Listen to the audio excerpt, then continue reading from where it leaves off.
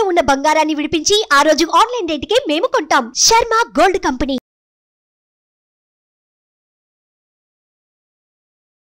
నమస్కారం, సుమన్ టీవీకి స్వాగతం. మన సనాతన ధర్మంలో స్త్రీ అనే అంశంపై మనకున్నటువంటి సందేహాలను నివృత్తి చేసేందుకు మనతో పాటు ఉన్నారు శివరుద్ర స్వామీజీ. గురుగారు నమస్కారం అండి. నమస్కారం తల్లి. గురుగారు, మరి అంటే మగపిల్లాడు పుడితే మగపిల్లాడు తలకొరివి పెట్టడం కోసమే అన్నట్టుగా గతంలో చెప్పుకుంటూ ఉండేవారు. అయితే మగపిల్లవాళ్ళు లేకపోయిన పరిస్థితుల్లో ఆడపిల్లలు తలకొరివి పెడితే పాపమా, తప్ప? ఒకవేళ అసలు సంతానమే లేదు, మరి అప్పుడు ఆయనకి ఎవరు పెట్టాలి కొరివి? ఈ కొరివి అనే సంప్రదాయం ఏ రకంగా వచ్చింది? అయితే కొరివి అనేది ఎలా ఉంటుందంటమ్మా, మీరు అన్నది కొడుకు పుడితేనే కొరివి పెట్టే కార్యక్రమాలు. అంటే పున్నామ నరకాల నుంచి కాపాడేవాడు కొడుకు. 7వ క్లాస్లో ఒక చిన్న అర్థం రాసిన బ్లాంక్, ఇది ఫిల్ ఇన్ ద బ్లాంక్స్లో కూడా రాసింది. అంటే వి నో దట్, కానీ అందులో డీప్గా పోయే అవకాశాలు రాలేదు, ఇప్పుడు వచ్చాయి. పున్నమ నరకాల నుంచి కాపాడేవాడు కొడుకు ఎలా అవుతాడు అని అంటే అమ్మ, వంశాన్ని ఉద్ధరించేవాడు. మళ్ళీ ఆయన కడుపులో నువ్వు పుడతావు కాబట్టి, నీ కడుపులో ఇప్పుడు నా కడుపులో నా కొడుకు కడుపులో మళ్ళీ నేను ఇట్లా పుడతాం. అంటే ఒక మనిషికి 84 జన్మలమ్మ. 7 జన్మలు కావాలని కోరుకునేది కేవలం భార్యాభర్తలే. ఎక్కడన్నా విన్నారా? అన్నదమ్ములు కోరుకోరు కదా, స్నేహితులు కోరుకోరు, భార్యాభర్తలు మాత్రమే కోరుకుంటారు. అంటే 7 జన్మలకు నీవే నా భార్యలాగా ఉండాలి, నీవే నా భర్తలాగా ఉండాలి. అంటే వాళ్ళిద్దరికి ఉన్న స్థాయి వేరు. అలాంటి ఏదైతే జీవితంలో పోతే అమ్మ, ప్రేమానురాగాలని 7 జన్మలకి పొందాలని కోరుకుంటారు. అంటే ఆమె చూపించే అమాయకత్వం కానీ, ప్రేమ కానీ, ఇంకేదన్నా. ఈ విధంగా కొడుకు పుడితే మళ్ళీ ఇదే వంశంలో పుడతాడు కదా అనే ఆలోచన శాస్త్రజ్ఞానాల్లో రాసింది, కొడుకు యొక్క విలువ. అయితే ఇదే కొడుకు చనిపోతే అదే తండ్రి కొరివి పెడుతున్న ఈ సమాజంలో మరి కొడుకు వంశోద్ధారకుడు కన్న తండ్రి ముందే చనిపోతే మరి ఆ కన్న తండ్రి కొరివి పెట్టవచ్చా? పెడితే దాని విలువ ఉందా? మీకు తెలిసి ఒక మాట, మీరు అడిగిన క్వశ్చన్ రివర్స్లో పోయాం. చనిపోతున్నారు కదా ఇప్పుడు, పిల్లలు చనిపోతున్నారు తల్లిదండ్రుల ముందే, మరి ఈ కొరివికి విలువ ఎక్కడికి వచ్చింది? కాబట్టి ఏంటంటమ్మా, కొరివి అనేది శాస్త్ర గ్రంథాల్లో ఏమి రాసి ఉందంటే, పురుషుడు పుడితే మళ్ళీ ఆ వంశంలో అభివృద్ధి కోసం పుడతామని రాసి ఉంది. స్త్రీ పుడితే అదే వంశంలో పుట్టరు అనే రాసి లేదని కాదు. స్త్రీ పుట్టినా నీవు ఆ వంశంలో మళ్ళీ పుట్టగలవు. ఎలా పుట్టగలుగుతావు? చాలామంది ఇల్లరికం తెచ్చుకుంటున్నారు కదా, మరి ఇల్లరికంలో అల్లుడికి వచ్చినప్పుడు అదే వంశంలో నువ్వు ఉండి అక్కడే నీ వంశాన్ని ఉద్ధరించుకోవచ్చు కదా. కాబట్టి ఏంటంటే శాస్త్రజ్ఞానంలో రాసిన దాంట్లో కొన్ని మైక్రో లెవెల్లో డిఫరెన్సెస్ క్రియేట్ అయినాయి. ఎలా అయ్యాయి? అదే కొడుకు మోసి అదే కొడుకు పాడంతా వెత్తేసేసి శ్మశానాన్ని తీసేస్తే అమ్మ, తర్వాత మళ్ళీ ఈ తండ్రి పెళ్ళైనాక సౌభాగ్యవతి కడుపులో పుడతాడు. అంతకు మించి రుణాలు ఉంటాయి. ఒక రుణం, గుడి కట్టే రుణమే కానీ, అక్కా చెల్లెల పెళ్లి చేసే రుణమే కానీ, ఇంకేదైనా అప్పులు కూడా అనవచ్చు. అలాంటి తీరని ఏదైనా పెద్ద పెద్ద అప్పులు చేయడము, ఏదైనా ఇలాంటి కొన్నిటిని కూడా కొడుకు ద్వారా తీర్చే అవకాశాలు కూడా రుణానికి కొడుకులు ఉన్నారంటారు. అయితే ఇక్కడ ఇదే వెనక్కి తీసుకెళ్తామా, శాస్త్ర గ్రంథాల్లో హరిశ్చంద్రుడు కొడుకుకి కొరివి పెట్టాడు. మన శాస్త్రంలో రాసింది కూడా ఎక్కడ, కాశీ దగ్గర హరిశ్చంద్ర ఘాట్. దాంట్లో మీరన్న ఈ ప్రశ్న జవాబు చాలా ముఖ్యమైనది. ఒక స్త్రీకి మెడల్లో తాళి కడతారు కదమ్మా, ఈ తాళి అనేది ఒక భర్తకు మాత్రమే కనబడేది మన దగ్గర సాంప్రదాయాల్లో, వేరే ఎవరికి కనబడదు. పసుపు, కుంకుమ, తర్వాత నెత్తిలో పువ్వులు, ఇవన్నీ ఒక స్త్రీ గుమ్మం అనేది దాటకపోయేవాళ్ళు. ఒకప్పుడు పెద్ద మనుషులే పనికి ఒక వయసు వచ్చాక తీసుకెళ్లేవాళ్ళు, అప్పుడప్పుడే పెళ్ళైనాక తీసుకెళ్లే తరుణాలు ఉండకపోయేటి. ఈ విషయ వివరణలో హరిశ్చంద్రుడు ఏం చేస్తాడంటే అమ్మని వదిలిపెట్టినాక, హరిశ్చంద్రుడి భార్యను వదిలిపెట్టేసేసినాక కాశీకి చేరుతాడు. హరిశ్చంద్ర ఘాట్ ఇప్పటికీ ఉంది. అక్కడ చేరిన తర్వాత ఏం చేస్తాడంటే, ఆయన కార్యక్రమాలు ఏంటంటే కేవలం వచ్చిన శవాన్ని కాల్చడం. ఇలా చేస్తూ కొన్ని సంవత్సరాలు గడిచాక కొడుకే వస్తాడు. అనారోగ్య పరిస్థితుల రీత్యా అడవిలో జరిగిన ఒక సంఘటన వల్ల చనిపోతాడు. వచ్చినాక ఈయనని కాల్ చేసిన తర్వాత ఈయనకి ఇంత పెద్ద గడ్డ వచ్చేసి, ఎంత హెయిర్ వచ్చేసి, ఎంత దుమ్ముండి, చేతిలో కట్టె పట్టుకొని ఉంటాడు. హరిశ్చంద్రుడి చేతిలో కూడా ఒక కట్టె ఉంటుంది, ఇలా నిలబడి ఉంటాడు పంచంత పైకి కట్టుకొని. హరిశ్చంద్రుడు ఒకప్పుడు ఒక దేశానికి కూడా రాజు, మంచి విలువైన మనిషి. ఈ విధంగా వచ్చినప్పుడు ఈమె ఆయనను గుర్తుపట్టదు భార్య. అన్నీ అయిపోయినాక సహజంగా ఇప్పటికీ కూడా చావులోకి వెళ్ళినప్పుడు చూస్తే ఈ డప్పు కట్టుకునే వాళ్ళు కొంచెం డబ్బు రూపాన్ని ఆశించి ఈ దహన కార్యక్రమాలు అవుతున్నప్పుడు మన దగ్గరకు వస్తూ ఉంటారు, ఇలా కంచం పట్టుకోనో లేకపోతే ఆ బ్యాండ్ ఇలా పెట్టుకొని వస్తే మనం వేస్తాం 5-10 రూపాయలు రుణానికి ఇస్తూ ఉంటాం కదా. అప్పుడు ఏంటంటే ఒక శవాన్ని కాల్చిన తర్వాత ఏదో ఒక బహుమానం ఇచ్చే తరుణాలు. అప్పట్లో డబ్బులు ఇంత ప్రాచుర్యత లేదు కదా. ఇచ్చినప్పుడు ఏం జరిగిందంటే నా దగ్గర ఏమీ లేదు మహాప్రభు, నా కొడుకే నన్ను చూసుకోవాల్సిన వాడు, నా పెనిమిటి నన్ను ఏలుకోవాల్సిన వాడే వదిలిపెట్టి వెళ్ళాడు అన్న తరుణంలో నీ మెడలో పుస్తెల తాడు ఉంది కదా ఇవ్వండి అని అడుగుతాడు. ఈమె గుర్తుపట్టేస్తుంది, నా పెనిమిటికి తప్పితే ఇది ఎవరికి కనబడదు కాబట్టి ఈయన హరిశ్చంద్రుడే అని అంటే, అప్పుడు అలా ఎలా అంటే, నీ కొడుకుని నీవు దహనం చేసింది నీ కొడుకే, నీవు కన్న కొడుకే, నిన్ను కాపాడడానికి పుట్టించుకున్నవాడు ఈరోజు నీ ముందే కాలిపోయాడు చూడు, అది ఇదని చాలా తీవ్రమైన బాధపడిన ఆ తరుణం హరిశ్చంద్రుడు ఆయన భార్యని శివుడు ప్రత్యక్షమై తీసుకెళ్ళిపోతాడు. అంటే అక్కడికే వాళ్ళ చరిత్ర ముగిసిపోతుంది. ఇక్కడ మరి పున్నామ నరకాల నుంచి ఎవరు కాపాడబడ్డారు? తండ్రి, కొడుక? పున్నాన్ని నరకాన్ని రాసింది పరమాత్ముడు, పరమేశ్వరుడు. కాబట్టి ఈ కార్యక్రమాలు, దహన కార్యక్రమాలు అనేటి ఆత్మలతో సంబంధమై ఉంటాయి కానీ శరీరాలతో సంబంధమై ఉండవు నా తల్లి. మీరు అన్నట్టుగా కొడుకు పుడితే జీవితం ఇలా, ఆడపిల్ల పుడితే జీవితం ఇలా అంటే అమ్మ, కొడుకులు బిడ్డలు పుట్టని చాలా కుటుంబాలు మరి ఎవరు దహన కార్యక్రమాలు చేయాలి? బాగా గుర్తుపెట్టుకోండి. కరోనాలో కొన్ని కోట్ల మంది ఇంటికి కూడా శవాలు రాలేవు. మరి 5 మంది కొడుకులు కన్నా తల్లిదండ్రులు ఉన్నారుగా, మరి వాళ్ళకి ఎవరు చేశారు? వారు ఎవరి దగ్గరికి వెళ్ళారు? శరీరానికి ఆత్మకి చాలా చాలా చాలా వ్యత్యాసం ఉంది. మన ఈ భూమండలంలో నీవు పుట్టక ముందుకే నీ ఆత్మను పుట్టించిన పరమాత్ముడు బ్రహ్మరూపాన రాశాడు. ఆయన్ని నీకు పున్నమ నరకాలని రాసేవాడు, నీకు రక్త సంబంధికుడు కాదు. అందుకని మన ఈ భూమండలంలో శాస్త్రజ్ఞానాల్లో ఒకటి రాస్తుంది, ఆత్మ పరమాత్మని చేరాలి అని అంటే అంతఃకరణ శుద్ధి చాలా ముఖ్యమైనది. అదే భార్య. వచ్చిన భార్యని లక్ష్మీ స్వరూపంలో చూపించుకుంటే నీకు పిల్లలు లేకపోయినా నువ్వు పుణ్యంగానే చేస్తావుగా. 10 మంది పిల్లల్ని కనేసి రోడ్డున పడేసేసేసి నీ ఇష్టం ఉన్నట్టు నీవు తాగేసి, నీ ఇష్టం ఉన్నట్టు నీవు గొడవలు పడి ఆ పిల్లలు చెల్లా చెదరమైపోతున్న ఆ ఇల్లు ఏ రోజు పుణ్యంగా ముందుకు పోతుందంటారు? నీ ప్రణాళికలు నీవు చేయకపోతే మరి పరమాత్ముడు ఏం చేస్తాడు అంటే, వంశాభివృద్ధికి వంశోద్ధారకుడు అవసరం కాదమ్మా. వంశోద్ధారకుడు ఉండాలి అని అంటే ఫస్ట్ నీవు పుణ్య కార్యక్రమాలు చేసి ఉండాలి. అది ఎక్కడి నుంచి వస్తుంది? తాతలు ముత్తాతలు ముత్తాతల ముత్తాతల నుంచి ఎక్కడో ఒక ముత్తాత పరమాత్ముడు ఆజ్ఞతో పుట్టుంటాడు. అక్కడి నుంచి వచ్చినాయే ఈ యొక్క గోత్రాలు ఎక్కడి నుంచి వచ్చాయి మరి? కాబట్టి ఏంటంటే తల్లి, నువ్వు అడిగిన ఈ ప్రశ్న చాలామంది శాస్త్రజ్ఞానాల్లో వేరే వేరే విధంగా రాసి ఉన్నాయి. కానీ నిజమైన అర్థాలు పరదాలు కూడా ఈ విధంగా తెలుసుకోవాలి అంటున్నాను. రాసింది కొడుకు లేకపోతే ఇలా అని రాసింది, పెద్ద పెద్ద ఉన్నాయి. బిడ్డ లేకపోతే ఇలా రాసింది. మరి బిడ్డకి కన్యాదానం ఇవ్వగలుగుతున్నావు, అంతకంటే మించండి. ఇప్పుడు కన్యాదానం ఇచ్చిన ఆ స్త్రీ నీ వంశాన్ని, కొందరికి 2 ఆడపిల్లలు ఉంటారమ్మా, 2 ఆడపిల్లలను 2 కన్యాదానం చేసేసినాక ఈ తల్లిదండ్రులు ఏమవుతారు? మరి కొడుకు రావాలి కదా ఆ ఇంట్లో. మరి పరమాత్ముడికి తెలియదా?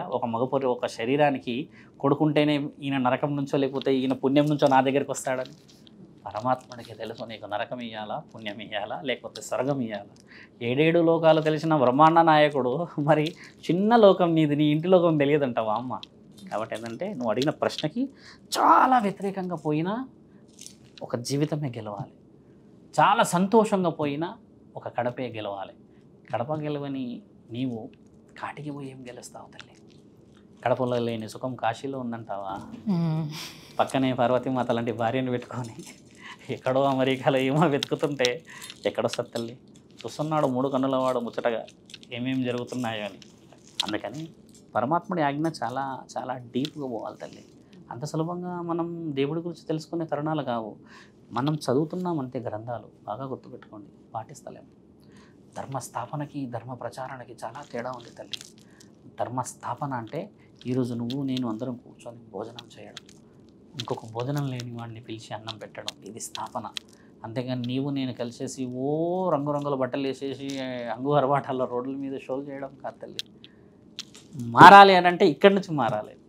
నువ్వు చూయించాలి అని అంటే ఏ కారణంలో వెళ్ళినా చూయించవచ్చు. చూస్తే ఎవరు మారరు తల్లి.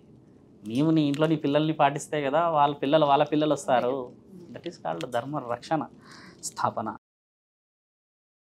అయితే గురువుగారు, ఇప్పుడు కొంతమంది మీద అమ్మవారు పూనింది అని చెప్తూ ఉంటారు. ఆ రకంగా వాళ్ళు ఊగిపోతూ కూడా కనిపిస్తుంటారు. సైంటిఫిక్గా దీనికి వేరే రీజన్ చెప్తూ ఉంటారు. నిజంగా ఇది జరుగుతూ ఉంటుందా? ఇది అంటే లేడీస్ మీద కూడా అమ్మవారు వచ్చే అవకాశం ఉంటుందా? అలా జరుగుతుందా? అసలు సైంటిఫిక్గా ఏదైనా రుజువులైనట్టుగా ఉన్నాయమ్మా మన దగ్గర? ఏదైనా ప్రూఫ్స్ ఉన్నాయా? సైంటిఫిక్గా అంటే కొంతమందికి ఆ సౌండ్స్ ఎప్పుడైతే అమ్మవారు పుణ్య టైంలో డప్పు వాయిస్తూ ఉంటారో ఆ సౌండ్స్కి వాళ్ళు ఆ రకంగా ఫీల్ అవుతూ ఉంటారు, ఊగుతూ ఉంటారు.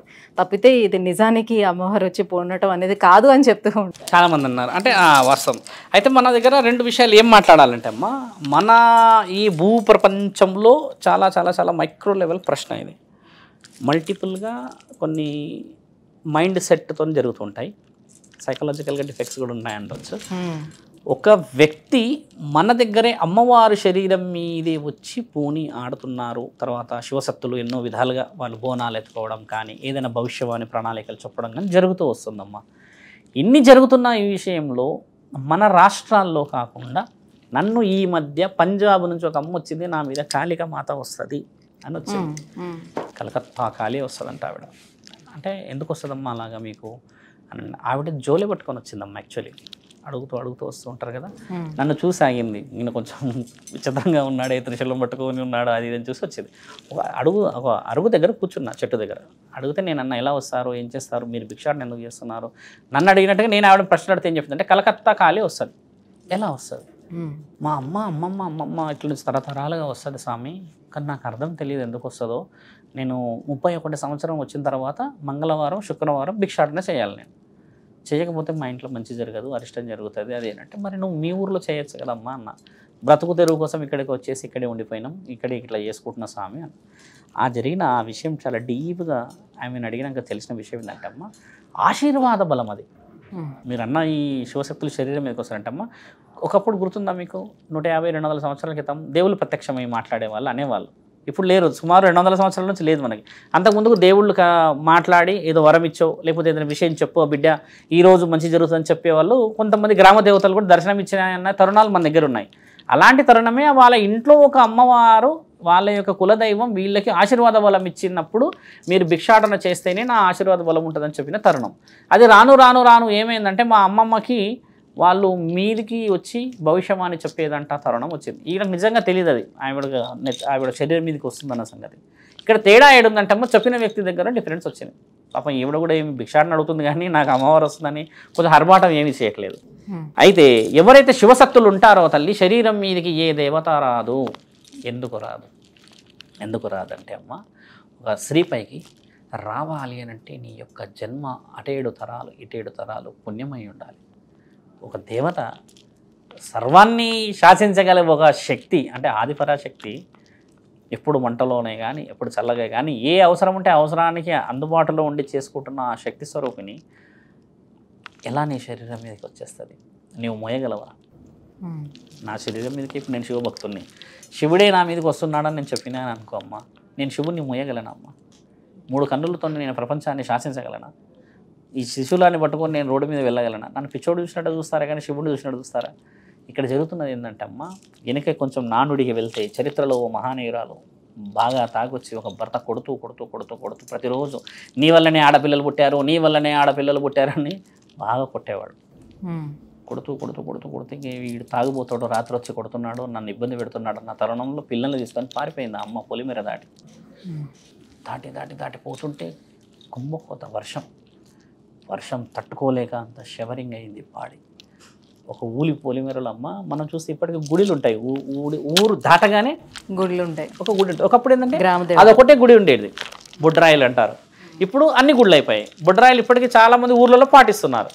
అలా అమ్మగారు వెళ్ళిన ఆ గుడి కొంచెం దేవాలయంలో బాగా తడిసిపోయి ఈ చేతులన్నీ తిమ్మిర్లెక్కేసి ఈ దవడలన్నీ కదులుతూ ఈ శరీరంలో శక్తి క్షీణించిపోయి ఒరిగిపోయిందమ్మ. ఆ గుడిలోకి వెళ్ళి ఒక స్థావరం దొరికింది కానీ 2 పిల్లల మీద ఇలా కొంగు చాపి వేసేసి కొద్దిసేపు అయితే తెల్లారుతుందేమో, ఏదైనా తినడానికో లేకపోతే ఇంకేదైనా ఎవరైనా వస్తారేమో చూస్తాం బిడ్డ, ఈ వర్షానికి పోలేం పరిస్థితి అని చెప్పిన ఆ తరుణం 4 గంటలకు అప్పుడు బ్రహ్మముహూర్తాన పంతులు వచ్చేవాళ్ళు గుర్తుందిగా, ఇప్పటికి వస్తారు చాలామంది. పంతులు వచ్చినప్పుడు ఈవిడ మొత్తం 0 అయిపోతుంది. ఈ మైక్రో లెవెల్లో చలి ఈ వర్షానికి ఇట్లా వణుకుతూ ఉంటుంది బాగా. ఆవిడ ఈయన డోర్ తీసి లోపలికి రాగానే ఏమేమంటుందంటే ఏమనుకుంటుంది, నేను చనిపోతాను అని. ఇంకా ఆమె స్థితిగతులు బాగాలేవు, ఆరోగ్య పరిస్థితులు బాగాలేవు, పొట్టి దెబ్బలు ఈపు ఇదంతా చాలా చిన్నగా అయిపోయింది కదమ్మా. అప్పుడు ఏముంటుందంటే ఆ పురోహితుడిని రాగానే నా బిడ్డలు జాగ్రత్త అంటుంది. ఆమె అనేటప్పుడు ఈ చేతులు ఇట్లా ముడుచుకొని ఉంటాయి, ఇట్లా వణుకుతుంటుంది ఆవిడ. ఈ 4 పండ్లు కూడా కొరుకుతుంటుంది. ఎందుకంటే మనం ఇప్పటికీ చలి పెడితే ఇట్లా షవర్ అవుతాయి కదా, ఈ దవడలు 2 ఇట్లా వణుకుతాయి కదా. ఈయన ఏమనుకుంటాడంటే ఆ గుడిలో ఉన్న అమ్మవారు ఈవిడ శరీరం మీద వచ్చి ఈ 3 బిడ్డలు జాగ్రత్త, వీళ్ళు నా పిల్లలు జాగ్రత్త అని అన్న ఆ మాట ఆ పురోహితుడు చేసిన ప్రచారం అమ్మ. ఈరోజు శివశక్తులు వచ్చినది, అమ్మవారు శరీరం మీదకి వచ్చింది, భవిష్యవాణి చెప్పింది, వీళ్ళని కాపాడమని చెప్పింది, బిడ్డల్ని కాపాడమని అన్నది. ఈమెమన్నది నా బిడ్డల్ని కాపాడమని అన్నది. తరుణం చూసారా మార్పు ఎలా ఉందో. అలా వీళ్ళందరూ ఊరంతా ఆమెను కాపాడుకొని ఆ పిల్లల్ని కాపాడుకొని అమ్మ భవిష్యవాణి చెప్తుంది అన్నప్పుడు నిజానికైతే రాదు అమ్మవారు అట్లా కష్టం అది అమ్మవారిని రావడం అనేది చాలా తక్కువ శాతం. కడుపు కోసమని ఆమె నా మీద అమ్మవారు వస్తుంది రాదు అనే విషయాన్ని దాచేసింది. వీళ్ళందరూ ఆమె మీదకి అమ్మవారు అంటే అలా వచ్చేటప్పుడు వీళ్ళు కాన్షియస్లో ఉండరు, కాన్షియస్లో ఉండదు అనేది నిజమైనదే. ఎందుకంటే ఒక శక్తి స్వరూపిణి వచ్చిన మనిషి ఆ మనిషి యొక్క స్థితిగతులు వేరే ఉంటాయి. ఆవిడ వచ్చిన శరీరం మొత్తం వచ్చి ఆవహించదు కదమ్మా. ఇక్కడే నీ యొక్క ఆత్మని, మనకు తెలిసిన శాస్త్ర గ్రంథాల్లో ఏం రాస్తుంది, ఒక ఆత్మ ఎక్కడ ఈ నుదుటి పైన బొట్టు, ఎర్ర బొట్టు పెడతారుగా ఆడవాళ్ళు, ఈ యొక్క బొట్టు పెట్టే అంత సైజులోనే అమ్మవారు వచ్చి కూర్చుంటుంది అంతే. అక్కడ నుంచి నీ శరీరం మొత్తం కంట్రోల్ చేస్తుంది. అలా వచ్చిన శక్తులు వేరే ఉన్నారు, కానీ ఇప్పుడున్న తరుణాల్లో లేరు. బాగా గుర్తుపెట్టుకోండి. అలా వచ్చిన వ్యక్తులు ఉన్నారు చాలామంది.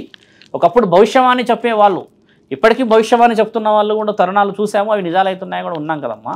అలా అందరికీ లేరు. ఇప్పుడు వీధి వీధిన ఉన్నారు కదా. మరి వీళ్ళంతా పొట్ట కోసమే చేసుకుంటున్నారు కదా తల్లి. ఆవిడ కూడా ఆ రోజు పొట్ట కోసమే చేసుకుంది కదా. అందుకని తల్లి క్షమించింది, కడుపు కోసమే చేసుకుంది. నేనేమంటాను, అందుకని అలా అలా అలా అలా అలా వచ్చేసి ఈరోజు ఈ తరుణం వచ్చింది. ఇందులో భక్తి గుడితో కూడా చాలామంది అంగరంగ వైభవంగా నాట్యాలు చేసే వాళ్ళు ఉన్నారు, బంగారు బోనాలు సమర్పించే వాళ్ళు ఉన్నారు, ఊరంతా అన్నదానాలు చేసే వాళ్ళు కూడా ఉన్నారు. ఇందులో మంచి అనేది ఎలా పోయిందో, చెడు ఎలా పోయిందో అమ్మ, ఏది ఎక్కడికి పోయినా కేవలం కూటి కోసమే పోయింది. అందుకని ఇంకా క్షమించబడుతున్నాము. లేకపోతే ఒక శరీరం మీద ఒక శక్తి వచ్చిందంటే ఏం కోరుతుంది, పంచభూతాల సాక్షి కోరుతుంది. మనకు డబ్బు కోరదు కదా తల్లి. డబ్బు కోరుతున్నాము ఈరోజు, ఇంకేదైనా వస్తువులు కోరుతున్నాము అని అంటే సొంతంగా లాభం ఉంటుంది. కాబట్టి అంటే ఈ శివశక్తులు నిజంగా వాళ్ళు భక్తితో ఆడుకుంటున్నారు. బోనాల పండుగ తీసుకొని, ఇంకేదైనా పండుగ తీసుకొని, ఇంకేం తీసుకొని, వేరే రాష్ట్రాల్లో కూడా ఉన్నాయి ఇవన్నీ. అంగరంగ వైభవంగా జరుగుతుంది. దసరా ఉత్సవాలు చాముండేశ్వరి ఆలయానికి ఒకసారి వెళ్ళండి, మిమ్మల్ని లోపలికి కూడా రానియరు. నెల రోజుల ముందు నుంచి మీకు సెక్యూరిటీ హై ఉంటుంది అక్కడ. శక్తిపీఠాల్లో ఒక శక్తిపీఠం, అమ్మవారి యొక్క కేశఖండన పడిన చోటది. ఏనుగు మీద తీస్తారమ్మ అమ్మని. ఎలా తీస్తారంటే అసలు మనం రానియారంటే అంత అంగరంగ వైభవం జరుగుతున్న దగ్గర సుమారు ఒక 1000-1500 మంది సిగమూగుతారు అక్కడ. భక్తితోనే ఊగుతారు. అలా ఎన్ని గుడులు లేవు మన దగ్గర. అయినా అమ్మవారు ఎందుకు క్షమిస్తుందంటే, నా పిల్లలు కడుపు కోసమే చేస్తున్నారు కానీ నన్ను అవమానపరుస్తలేరు. అవునా కదా తల్లి. ధర్మం అనేది మన దగ్గర దాగి ఉంది. ఇంకా నీవైనా క్షమిస్తావు కదా నీ పిల్లల్ని తప్పు చేస్తే. కొడతాం, మరొక అర్ధగంటకు ప్రేమకు దగ్గర తీస్తామా లేదా? ఎవరిని క్షమించినా క్షమించకపోయినా పిల్లల్ని అయితే క్షమించాలి. మరి కన్నతల్లి చేసే ఆ భాగ్యమే అది కదమ్మా. శివసత్తుల విషయంలో అమ్మ 95% అనేది చాలామంది కూటి కోసమే మనం పోతూ వస్తూ ఉన్నాం. 5% మంది మన ఈ ప్రపంచానికి కనబడరు. దేవతా స్వరూపానికి శక్తి ఒక దగ్గర కూర్చుంటే శాసించగలదంతా. ప్రచారణ అవసరం లేదు, కూర్చోవలసిన అవసరం లేదు కదా తల్లి. దాంట్లో చాలా మైక్రో లెవెల్గా పోవాలి మనం. స్వామి, స్త్రీలకు సంబంధించి మాకున్నటువంటి ఈ కొన్ని సందేహాలు నివృత్తి చేసినందుకు ధన్యవాదాలు. సుమన్ టీవీలో మీ పర్సనల్ అండ్ బిజినెస్ ప్రమోషన్స్ కోసం కింది నెంబర్కి కాంటాక్ట్ చేయండి.